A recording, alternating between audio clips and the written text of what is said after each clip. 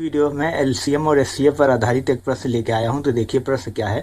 प्रश्न कहता है कि एचसीएफ ऑफ टू नंबर्स, मतलब दो संख्याओं का जो मासा है वो 8 दे रहा है। तो मतलब कि दो संख्याएं जिनका मासा 8 दे रहा है, तो उन संख्याओं का लासा जो आएगा वो इन संख्याओं में से कौन सा नहीं आ सकता। जो हमारे 4 ऑप्शन दे रहे हैं वो है 24, 48, 56 और 60। तो इनमें से क्या होगा ये हमें निकालना है। तो मैं हमें प्रश्न में दो संख्याएं दी रही है जिसका एचसीएफ दे रहा है वो 8 दे रहा है, ठीक है। और उसका हमें एलसीएम निकालना है कि एलसीएम क्या क्या आ सकता है वो हमें बताना है। इन ऑप्शन में से चेक करके देना है कि इनमें से 4 ऑप्शन में से कौन सा एक ऑप्शन नहीं हो सकता। तो हमें दो संख्याओं का एचसीएफ दे रहा है। अगर हमें दोनों संख्याओं का अनुपात पता हो तो हम आराम से वो संख्याएं निकाल सकते हैं, फिर उसके बाद हम एलसीएम उनका आसानी से निकाल सकते हैं। तो हम मान लेते हैं कि उन दोनों संख्याओं का अनुपात m अनुपात n है। अगर ये अनुपात दे रहा है तो पहली संख्या जो होगी, फर्स्ट नंबर जो होगा वो हमारा हो जाएगा m इंटू 8 और दूसरा हो जाएगा n इंटू 8। ये तो आपको पता है, ऐसे मैंने कई सवाल आपको हल कराए हैं। जहां अनुपात देता है तो आप संख्याएं आसानी से निकाल सकते हैं। तो वो दो संख्याएं क्या हो जाएंगी कि m इंटू 8 हो जाएगी और m इंटू n हो जाएगी।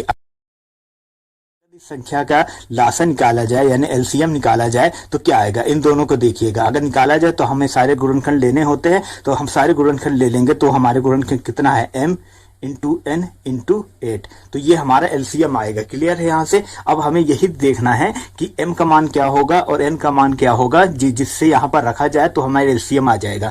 अब हम कुछ भी मान रख सकते हैं, अंदाज से देखेंगे कि इनका गुणनखंड क्या होगा। मान लीजिए कि m का मान 1 है, n का मान 1 है, तो दोनों का गुणनफल 1 आएगा। अगर m का मान 1 है और n का मान 2 है तो दोनों का गुणनफल 2 आएगा। और m का मान 2 है और n का मान 3 है तो दोनों का गुणनफल 6 आएगा। या अल्टरनेट बदल देंगे तो मगर ओवरऑल जो गुणनखंड आएगा वो कितना आएगा, कितना आ सकता है, वो 1 आ सकता है, 2 आ सकता है, 6 आ सकता है, 9 आ सकता है। यही सब आएंगे, आप करके देख सकते हैं। इसी प्रकार अगर m का मान 1 है और n का मान 3 है तो 3 आएगा, और m का मान 1 है और n का मान 4 है तो 4 आएगा। इसी प्रकार से 5 भी आ सकता है। तो ये सारे गुणनखंड आ सकते हैं जो मैं लिख रहा हूँ। 7 भी आ सकता है, 8 भी आ सकता है। इसी तरीके से सारे गुणनखंड आएंगे, m और n के गुणनफल दोनों का। अब हमें क्या करना है, तो हमें बारी बारी ऑप्शन देखना है और देखना है जो संख्याएं दी हुई हैं वो क्या 8 से डिविजिबल हैं। मतलब 8 से डिविजिबल होंगी तभी इन संख्याओं से गुणा करने पर वह संख्या आ जाएगी। 8 हमारे पास पहले से दे रहा है,